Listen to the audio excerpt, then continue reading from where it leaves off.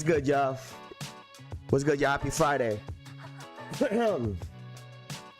Yes, Sirski, we gonna get into it in just 1 second, man, but we gonna get right into it, man.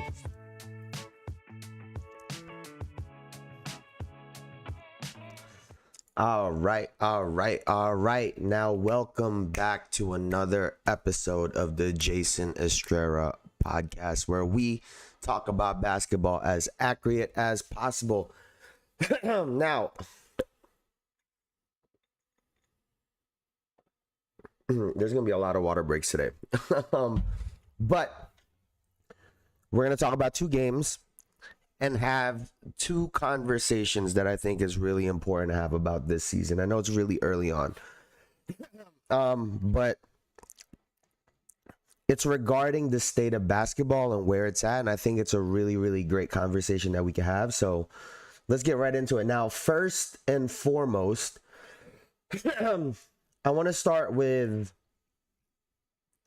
the Sacramento Kings Memphis Grizzlies game, where the Grizzlies won 137-96, and it wasn't close. But I'm not here to talk about the Grizzlies. I want to talk about Zach LaVine, because for a player that's so talented and for a player that has accomplished so much while accomplishing so little, he's in a very weird spot as an NBA player, right? On one hand, he's made a ton of money. You can never say he's bad at basketball. You can never say that he's not a cold-ass basketball player. Those are things you can never use to describe Zach LaVine. But the reality is he's had a very underwhelming career for how good he is at basketball. And I wonder if I wonder if that's something that goes through his mind. I know for a couple years,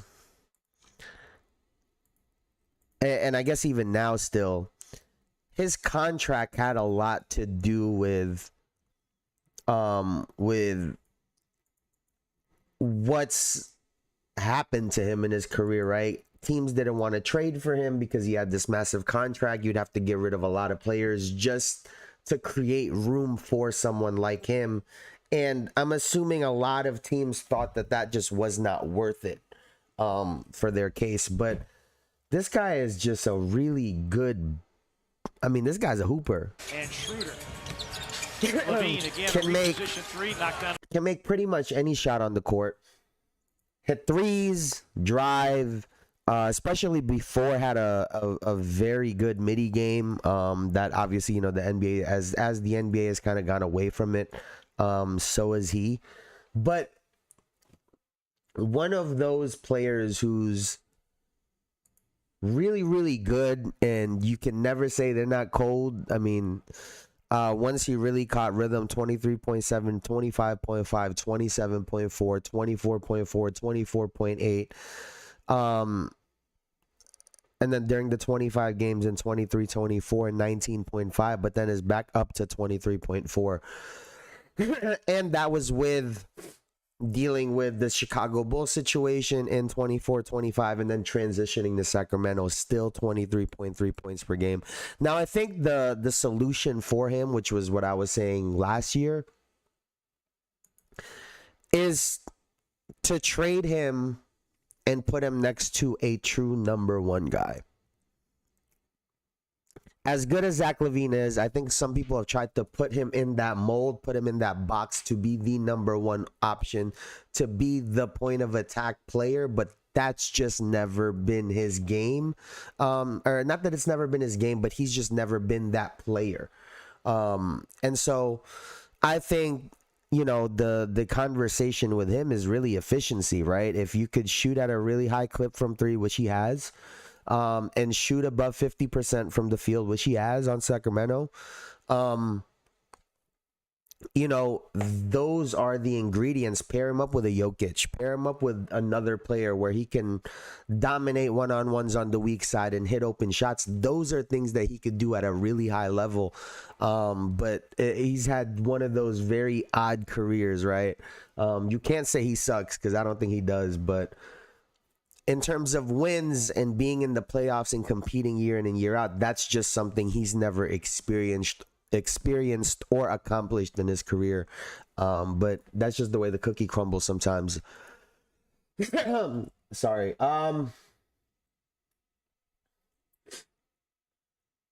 What's the best way to go about this? How about this? Let's talk about these games and then we'll get into the convo. Now,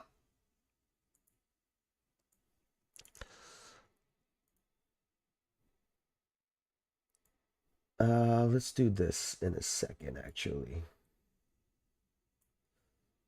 Before we get into, you know, the thumbnail game, which was Tyrese Maxey's 54-point performance.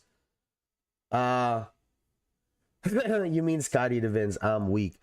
We're gonna talk about this Orlando Magic Clippers game, because what the fuck is this? Because the Clippers are a bunch of good names on paper that just aren't.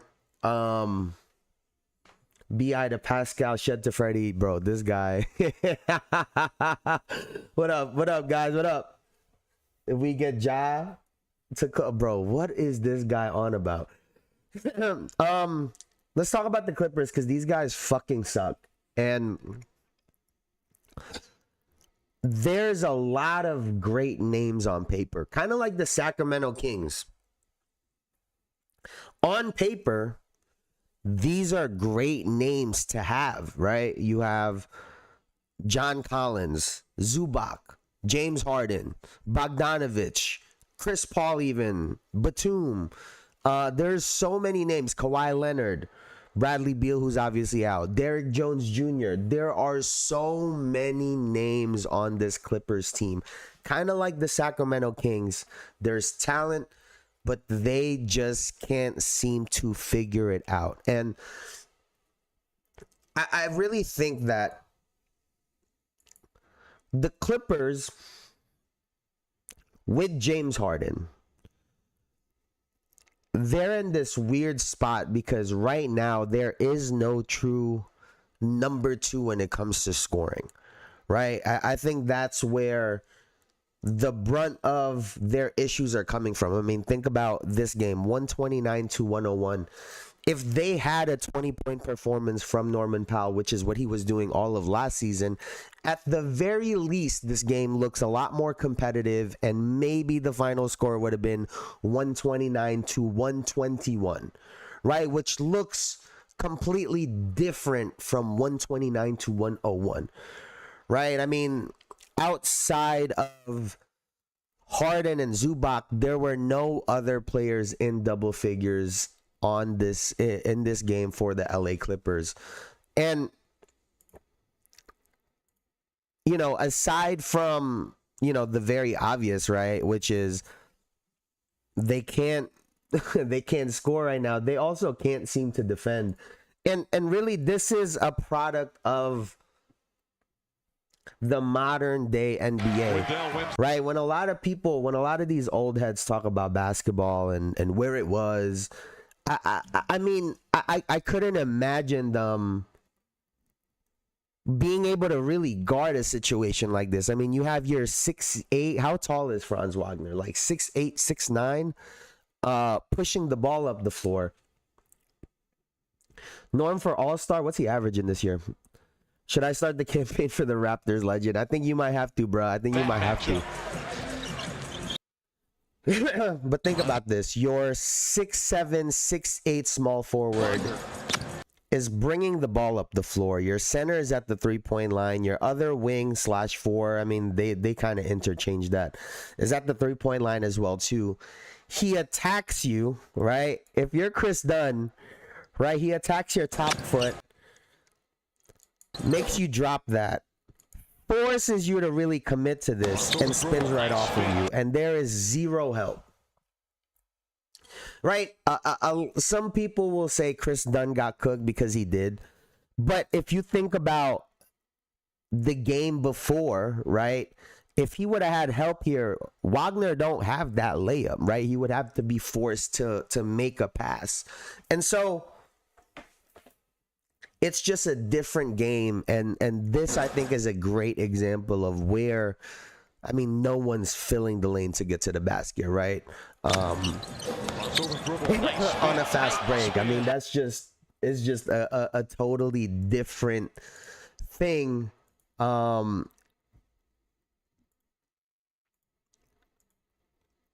Compared to, and then when you add on top of that, right? And Chris Dunn, they got Chris Dunn working. This is probably one of the best things you could do to a aggressive defender, right? Chris Dunn wants to get stops, wants to get steals. He tries to get his hand on the ball. One of the best things you could do is to use your fakes, right? To utilize your fakes against a player like this. Simple. So simple, right? So simple.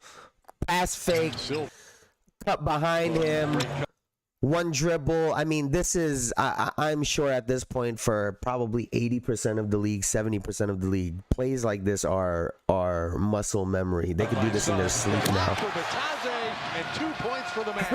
And so, you know, this was really a game, in my opinion, that was an Orlando Magic team that was playing together versus a Clippers team that's not. And I think the conversation that's been really growing with the Magic is, are they better without Paolo Banchero? And y'all know I like Paolo Banchero. I think he's a good player, and maybe it's because he reminds me a lot of Melo. I'm a big Melo fan, but I really start to wonder whether or not they play better basketball. Not that they're necessarily a better team, but they play a better brand of basketball without him on the floor, because the ball moves. The ball really moves when he's not on the floor. I hate to say it, the ball really does stop at him when he's on the floor, and he can make plays, but he's not a great three-point shooter, which really hurts them, right? He likes to play around the perimeter. If he were to hit a lot more of those threes, I don't think it would look as bad. But not only that, he would also average a lot more. And so his inability to hit threes really makes this situation look a lot worse.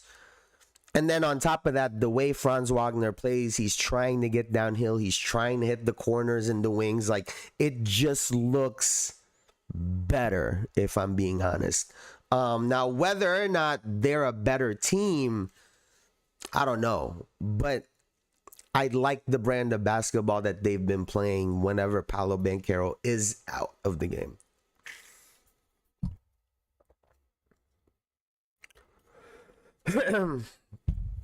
Kobe was great at he would fake it, see if you didn't, then fake again, and that usually got people. Debo took it too far. He spam fakes like a fighting game. I've seen 8 pumps by him in one possession. I'm big on I mean, yeah, he was really big on that. I mean, I think Kobe used to pump fake the ball hell of a lot too, but that's probably just aura why they start jumping. Big on Paolo. I gotta disagree. Seems to be the coaching staff not knowing how to utilize him more than anything. Now, could the coaching staff do better, Eli? Yes. But I do think that there is a point where that's just his style of play. Right? Because the reality is Franz Wagner is a 20 point per game scorer in this league, right? it could be very easy for him to just go about the game when Paolo Banchero is out and start shooting everything. But instead of doing that, he's still the ball just moves around a lot more. They get up and down. The game seems a lot more slow paced, half court possessions. I think there is an adjustment that Paolo Banchero needs to make, right? And it's getting off the ball faster and just being a more efficient basketball player. And I like, again, I think him improving with his three-point shot will go a long way in making this whole scenario look a lot better. Because the times where he does settle and he's shooting 20% from three, those games look really, really bad. What's his average from the three-point line this year, actually?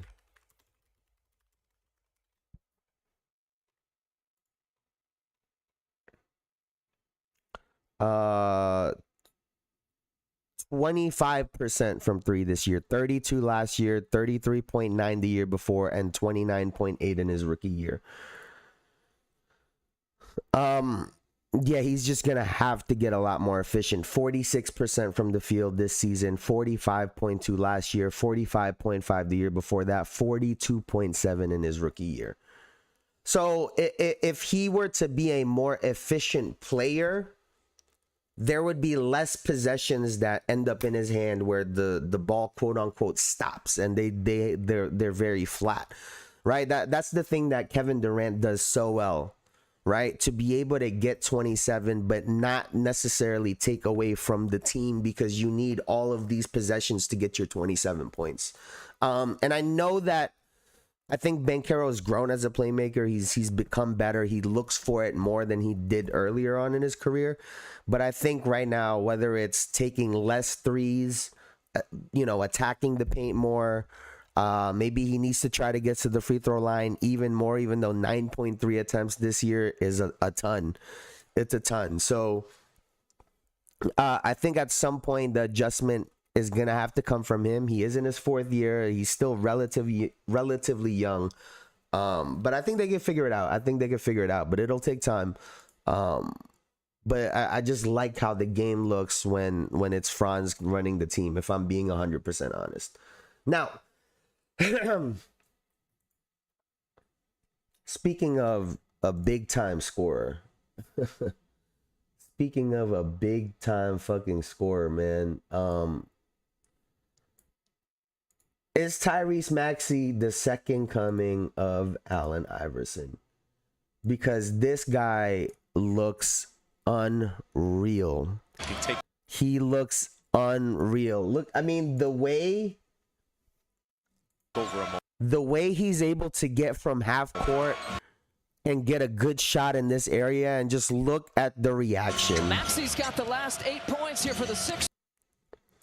He's got the ball right now. Look at the reaction. Sims. Boy, he's got the last. Look at the reaction from Jericho Sims. It's so deflating, some of the shots that he's able to hit. And then when you go into the fourth quarter and he's hitting shots like this, I mean, Maxey between the legs, behind the back. It's a I deep mean, shot. Jesus. Like, I love Allen Iverson. I don't think he's Allen Iverson necessarily. I think he's a great successor, right? Because he's a small guard. He's a scoring guard. He's averaging 30 this year. But really, it's the three-point shot. That's really where the difference lies. He's very comfortable shooting from the three-point line, beyond the three-point line, right? His ability to extend the defense allows for gaps behind it, right? In the middle, at the slots, at the nail. It allows space for his teammates to eat up that space behind that defense. And he was able to get his 9 assists in this game as well. 3 blocks, 3 steals with 5 rebounds. I mean, a great all-around game. 12 of 14 free throws. It's funny that, you know, people like to pick and choose who they call out for free throws, but when other players get it, you know, they just seem to not even notice. But I was saying yesterday, Tyrese Maxey is unbelievable. And even though I want him to leave the 76ers because I really do think that this organization is cursed, he makes it look good, especially when you think of Allen Iverson. Jay, what's up, bro? I meant to spin on your LeBron is back stream yesterday and got busy. What up, though? What's good? What's good? What's good? What's good? What's good? It's all good, man. Don't even worry about it. I appreciate you even pulling up. What you think of Maxey? What you guys think of Tyrese Maxey? I think this guy is unreal. Now the question is, can he keep this pace going? Right, currently speaking right now, there are 6 players averaging 30 points per game this season. 6 players, which is unbelievable, because if you think about in the last 25 years, the most was 2022-2023 when there was 6 players in above 30 points per game as well too. The most other than that has been 3, which was in 2019-20 with Harden, Beal, and Damian Lillard, and 05-06 when Kobe, AI, and LeBron all averaged 30 points per game. So will we see another season with 6 or more players averaging 30 plus points per game? Man, Maxey on average, I got to push back on that. Maxey is super nice, but it didn't take AI as long as to get busy. Maxey isn't as flashy business. Allen came in cooking. Now, I will agree with you. Tyrese Maxey is not Allen Iverson. Allen Iverson, and the thing that he was able to do was to carry that Philadelphia 76ers team all the way to the championship, right? To the finals. They won 1 game against the mighty LA Lakers, but just getting there was enough for a lot of us. And I know the game is different, but his efficiency has to matter at some point. Right? The fact that Tyrese Maxey is currently averaging 33.4 points per game and is shooting 47.3% from the field and 42.1% from 3. It's gotta mean something. And even though it took him a little while to get to this point, we gotta remember, he's been playing under the shadow of Joel Embiid this whole time. And we know Joel Embiid is also a volume shooter and was a dominant player in a lot of those early years, right? And then as he's gotten more injured, what have we seen out of Tyrese Maxey? His production has just kept going up. So it does make you wonder, if he were in a different situation or if he were on the Sixers without a Joel Embiid, what his numbers could have looked like early on. But you can't deny to go from 8, 17.5, 20.3, 25.9, 26.3 last season to now 33.4 is really, really impressive. Now, I do have the same question of whether or not he can maintain this, right? Because Allen Iverson did this multiple seasons, right? 2000, 2001, 2001, 2002, 04, 05, and 05, 06, right? That's 4 seasons he averaged over 30 points per game, which is obviously a feat all in its own. And we're not trying to get too far ahead of ourselves. But again, I think Tyrese Maxey's ability to hit the 3-point shot makes them very different. right? Allen Iverson was not a great 3-point shooter. Now Maxey's mid-range is not to the level of Allen Iverson's is, but my God, this guy's really good. And I think even Allen Iverson's got to be proud of what he's doing for Philadelphia right now with everyone out, carrying this team, putting this team on his back. 33 a game, 54 last night, which is a career high. And it seems like his confidence keeps going up. And I think his game is just going to get better.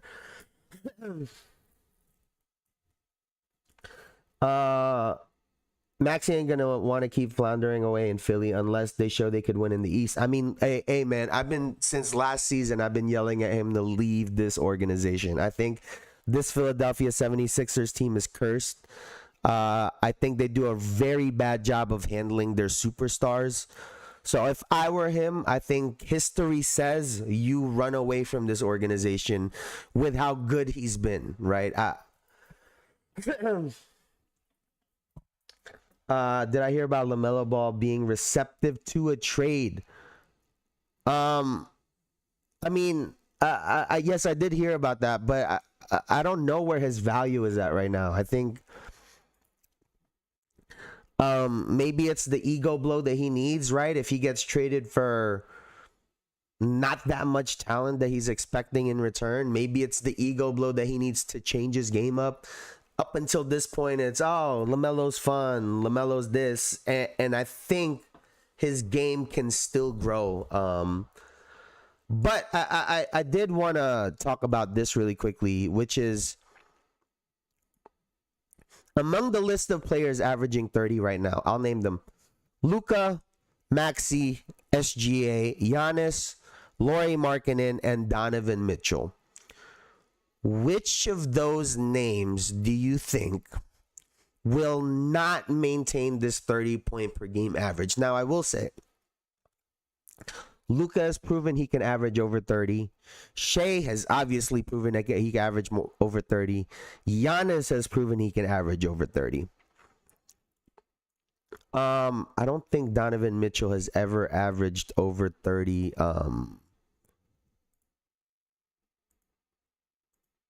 In his career, the most was 28.3, which is the closest he's got.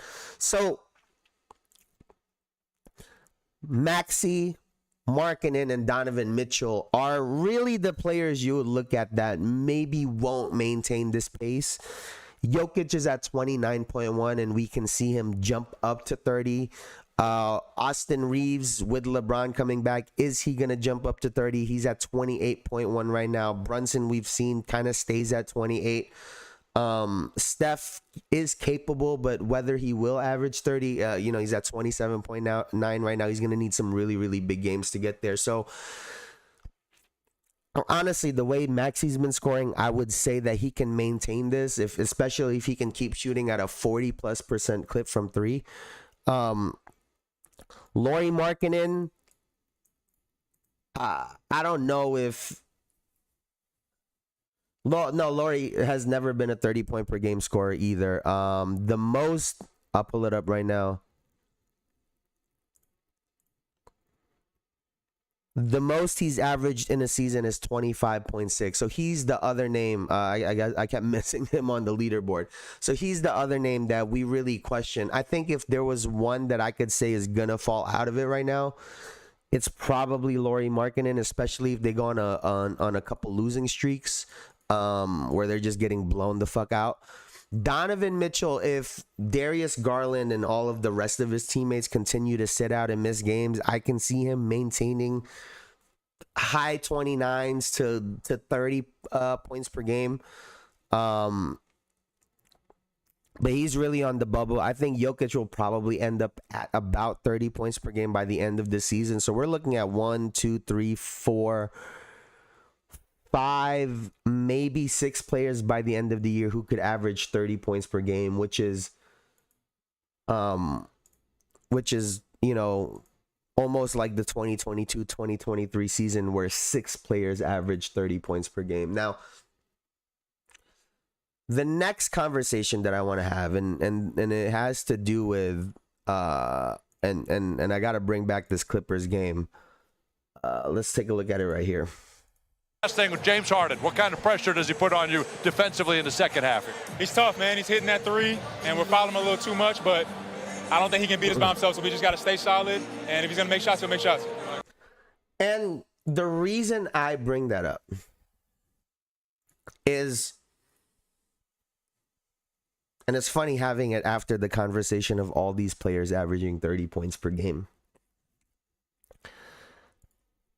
This era of players gets a lot of shit for being talented, but not knowing how to play the game properly. You're being quote unquote dumb, or even being selfish because of the money and all of these other things that people like to say.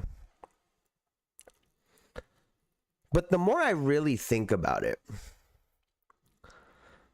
this next generation of players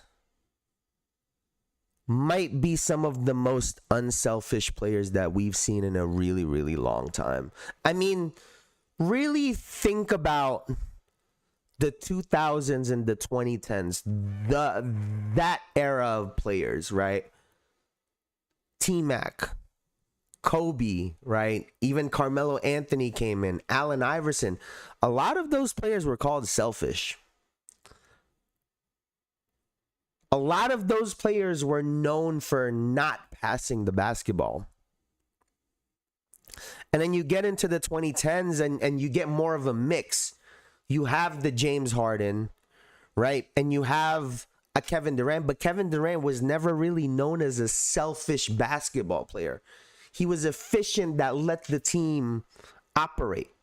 Steph Curry, who's, one of the GOATs, is known for being a very unselfish player. LeBron James is one of the greatest passers that we've ever seen. And so when you look at the numbers, right? And I looked at it. I looked at all of the numbers in the last 25 years. And what I found is extremely interesting, because when you look from the year 2000, 2001, all the way up until 2017, 2018, in those 18 years, the league didn't see over 10 teams have over 2,000 assists as a team. Fast forward to 18, 19 to now, we have 1, 2, 3, 4 seasons where we see over 10 teams get over 2,000 assists. I know this era and this style of basketball has gotten a lot of shit, but I keep saying it, and I've been saying it since we've started this show. The NBA is reverting backwards. This is getting closer and closer to the older style of basketball that a lot of people in the 80s fell in love with. Because we haven't seen numbers like this since the 80s, where over half of the league is getting over 2,000 assists as a team. Shit, the most in the 80s, right? The most in the 80s, and I have it written right here, was 82% of the teams. 19 out of 23 teams averaged or had over 2,000 assists in that one season. 19 out of 23. In 2023-2024, we saw 28 out of the 30 teams, which is 93% of the teams get over 2,000 assists as a team. And when you look at the scoring leaders, right? When we look at the points per game leaders, you have Luka Doncic, Some might call him selfish. Some might call him whatever. You could call him whatever you want. Averages 9 assists. Tyrese Maxey averages 7.9. Shai Gilgeous-Alexander has never been known as a selfish player. He's an efficient 30-point-per-game scorer. And despite not being like a Luka or a Jokic, still averages 6.5 assists. Giannis has never been called selfish. Also averages 6.8. Donovan Mitchell, who has never been known to be a selfish ball-stopping player, averages 5.3 assists. Out of the 6 players averaging over 30, the only one that's not really known for, or doesn't really have a reputation one way or the other, is Lauri Markkanen. And then Jokic, who's probably the best player in the world, averages 11.1 assists. So, for the amount of shit that this generation gets for lack of whatever, it is the most unselfish league that we have seen since the 80s. And I think we're really seeing the impact that LeBron has had on the league. Those San Antonio Spurs teams with their beautiful ball movement. We're seeing the impact of the Golden State Warriors, of Steph Curry, Kevin Durant, all of these guys who have had a positive impact on the game to where now, I mean, I was watching even the bad teams move the basketball. And I get that it's not maybe what the guys who watched in the 80s, 90s, or 2000s, it's not exactly what they envision because it's more of a drive and kick kind of game. But the reality is, this is the most unselfish league that we have seen since the 1980s, with teams averaging over 2,000, getting over 2,000 assists at an unbelievable rate. We doing good in in-season tournament. Raptors win the chip. I don't know about that, man. You're not gonna get me on that bandwagon, and I'm not gonna give you that satisfaction. So, I say all that to say, to kind of comment back to what Bruce was talking about yesterday about the future of the NBA, essentially, right? Talking about LeBron, Curry, KD, and all of these guys leaving. I think the league is in really good hands. The younger generation, these guys know basketball. These guys get off the ball. They move the ball around. I mean, look at Cooper Flagg and his ability to just play basketball. He was super hyped. He's highly touted. And what does he do? He's coming in the league, trying to play point guard, and honestly, doesn't look selfish. All of these guys, I think we got a really good thing going. And I think we gotta.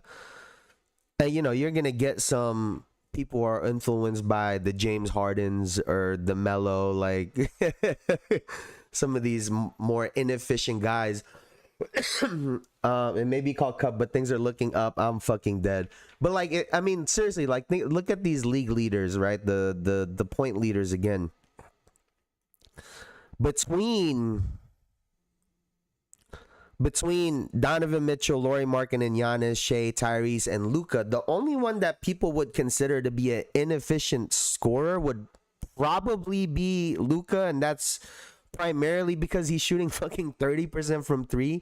If that bumped up any higher, he'd probably be at like 48, 49% shooting from the field, and he'd probably be at fucking 40 points per game, but that's beside the point.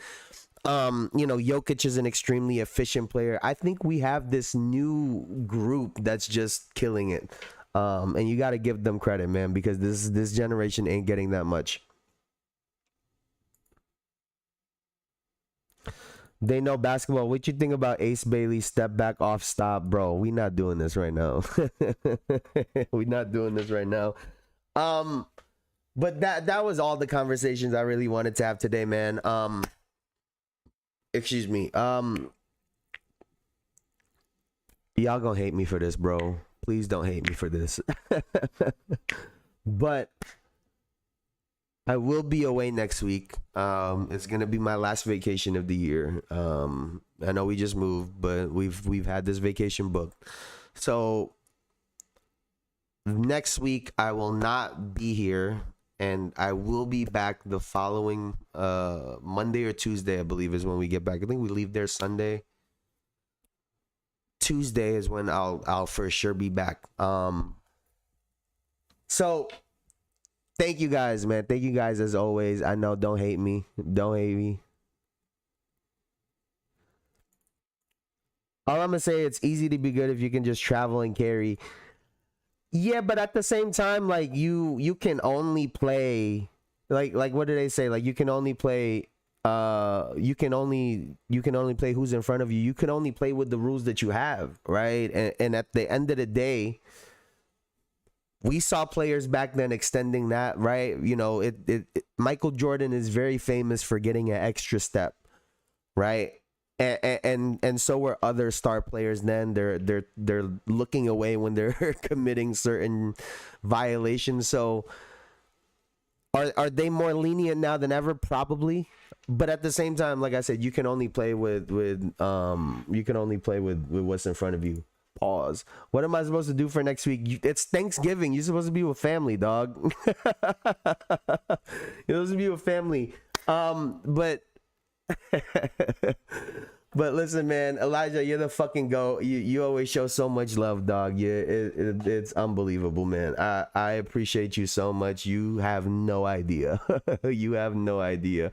And shout out to you for bringing Eli along, man. Shout out to you for bringing Eli along.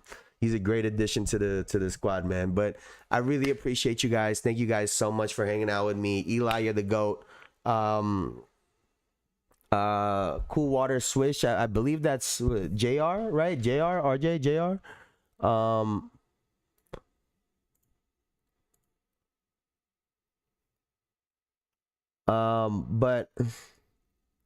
But thank you guys so much. Elijah, you're the GOAT. Bruce, you're the GOAT. I'm about to get off. Nah, Loki forgot about that. Jason hit me with the touch grass kid. No. I'm just telling you to go chill with family. It's thanks fucking giving, bro. Talking about what am I supposed to do next week? Hang out with family and then go shopping on Friday. I don't know, but thank you guys so much as always. Y'all are the GOATs. I appreciate y'all so much. I cannot wait to get back, and then we're locked in till June. So I'll see you guys later. Much love. Y'all are the best. Y'all could have been anywhere on the internet, and it's crazy because you could literally be anywhere on the internet now. You could be anywhere in the world from the internet, but y'all decided to hang out with me on this Friday afternoon, and I appreciate y'all for that. Thank you so much. I'll see y'all later. Y'all have a good one, man. Peace. Oh, that's love, Bruce. I appreciate you so much, bro. I'll see y'all later, man. Peace out. Y'all have a good one. Have a great Thanksgiving. Eat out. Go get some good